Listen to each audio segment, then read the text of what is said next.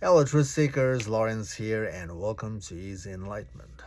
So, if you want to end the inner struggle and find ease in your life, you have to make your spiritual practice personal. Personal in a way that you have to question yourself. You have to ask yourself, why am I struggling? Or why do I have the fear in my life? Questioning is a simple and straightforward approach to figure out the root cause of the struggle. And when the root is seen, the root must be dismantled until nothing is left, so that the life won't pulsate from the root. And when the dismantling part is there, all the way until nothing is left, that's where one is able to figure out the absolute truth, the unchanging truth, or the plain sight truth. And when the truth is seen, then the ego self in oneself will give up. The, the narration, the story, the drama drops in oneself. Dropping the drama is inner freedom. End of the inner struggle and start of the easy living, fearless living. So, this is possible if we make the spiritual practice personal, pointing the fingers at oneself, not at the world. So, self-inquiry is the must. Now, if you make the practice personal, eventually you'll see the truth. If you are being part of the spiritual practice, but if you're not making personal, then the ego self is just becoming more stubborn, more righteous. The spiritual practice makes the people more righteous. And when righteousness is there, end up pointing fingers at the world more. When we start the spiritual practice, we start with seeking the knowledge, isn't it? We seek the credential, we seek the practice. And from that seeking what and how, we are collecting the expression of the spirituality. And when we're not making the journey personal, the collection is just gonna make person end up pointing fingers at the world. And pointing fingers at the world doesn't dissolve the inner conflict, the inner drama, doesn't dissolve the fear.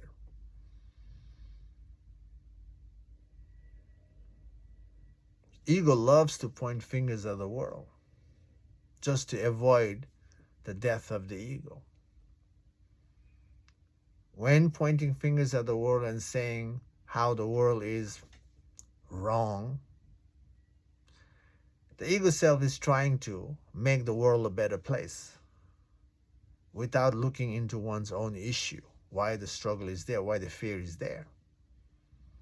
The outward chaos is coming from the inward misalignment and inward chaos by not recognizing the absolute truth.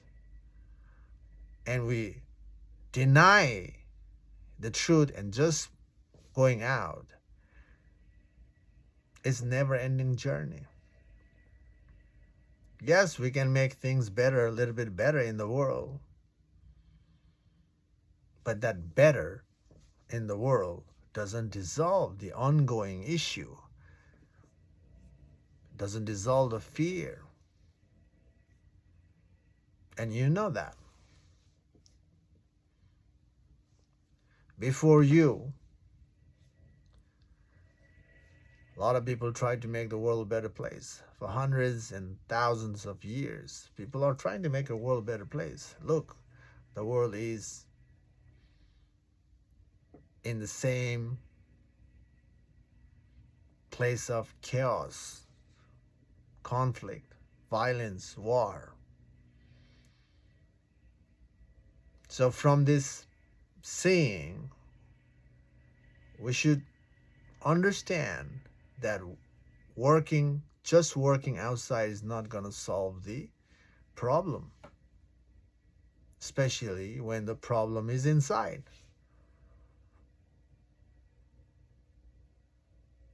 So, if you want to make a better world a better place, you have to figure out the truth within. So you have to disengage from the world and engage with yourself. The world can wait.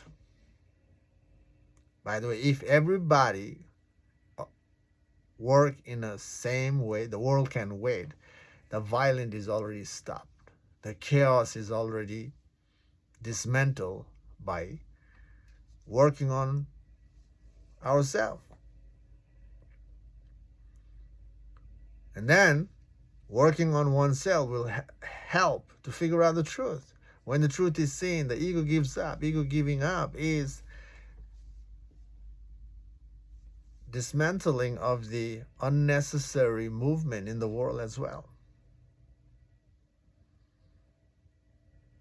So, if you have the habit of pointing the fingers at the world by saying how the fucked up the world is, that is already the ego self in you coming out.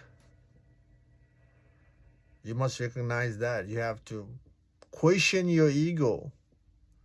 You have to question yourself why you're moving in such a way.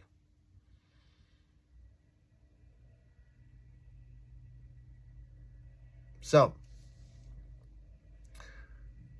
collecting ideas, pointing fingers at the world doesn't do anything to dissolve your inner conflict and fear. If you want to live your life fearlessly, live with peace, live with ease, then self-inquiry is the must. You have to question yourself why you're struggling, why you have fear. That's a simple way. So question yourself, why am I struggling? Why do I have this fear? Start there and trace it back. See how far you can trace it back to figure out the root. And if you figure out the root, then once you figure out the root, you have to let go the root.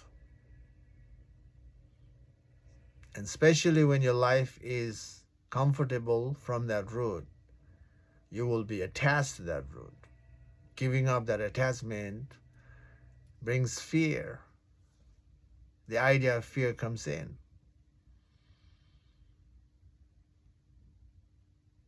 And then we resist to give up until we give up. There's no truth, because the attachment itself is a sign of fear. We are afraid to let go. So then you have to question yourself, why do I have this fear of letting go? And then that will help you to reach no mind. So this is the process. Questioning is a must. Self-examination is a must to dissolve the mind. Dissolving the mind means dissolving the ego. Any ideas that you believed in, you must question. You must question. Every ideas that makes you move out to narrate the story in your head or to act on that idea, you must question. Questioning is the way to be thorough of yourself, to see the nature of the mind, to see how the mind becomes real in you. And that's the whole journey, the enlightenment journey, seeing the nature of the mind. And once you see the nature of the mind, then there is inquiry, further inquiry, asking yourself, who am I? And that who am I is going to make you click. The spiritual practice is very simple, guys. Okay? It's just turning your awareness back to yourself and questioning yourself. Questioning in a way that you are tracing the mind backward, tracing your idea backward, tracing your belief backward. All ideas, all belief, all preference in you is the ego. So tracing your ego back to figure out why there's an ego. And asking yourself, who am I? To make the who am I work in your spiritual practice is by being thorough in dismantling the mind. If you're not thorough in dismantling the mind, when you ask you, who am I? It won't work. It won't make you see the plain sight truth. That's the bitter truth. Thoroughness is the way to see the truth. So thoroughness is always missing in the spiritual practice. Why? Because the spiritual practice is not personal. So make it personal and question yourself and trace your mind backward. And simple way I'm recommending the example is question yourself. Why am I struggling? Or why do I have fear? That's personal, isn't it? So make it personal. See how far you can go today. Okay? Okay, that's all in this video. I hope this video makes sense. Thank you for watching, and I will see you in the next video. Take care for now. Bye.